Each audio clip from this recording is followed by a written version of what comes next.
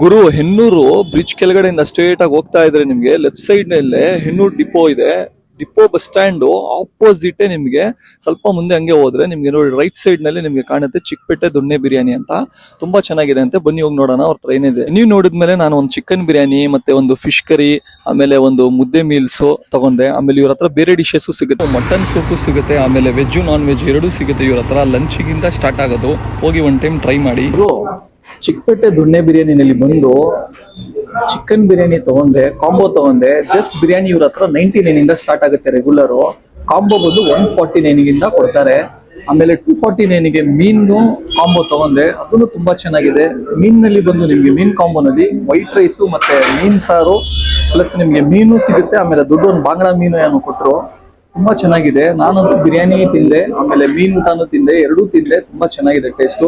ನಮ್ಮ ಫ್ರೆಂಡು ಮುದ್ದೆ ಕಾಂಬೋ ಅದು ತಗೊಂಡ್ರು. ಚಪಾತಿ ಬೇಕಂದ್ರೆ ಚಪಾತಿ, ನಮ್ಮ ಮುದ್ದೆ ಕಾಂಬೋ ಬೇಕಂದ್ರೆ ಮುದ್ದೆ ಕಾಂಬೋನು ಸಿಕ್ಬಿಡತ್ತೆ. ಎಲ್ಲ ಇಲ್ಲಿ ತುಂಬಾ ಚೆನ್ನಾಗಿದೆ, ಎಲ್ಲ ನಾಟಿ ಸ್ಟೈಲು, ತುಂಬಾ ಚೆನ್ನಾಗಿದೆ. ದೊಣ್ಣೆ ಬಿರಿಯಾನಿ ಅಂತ ಒನ್ ಟೈಮ್ ಬಂದು ಟ್ರೈ ಮಾಡಿ.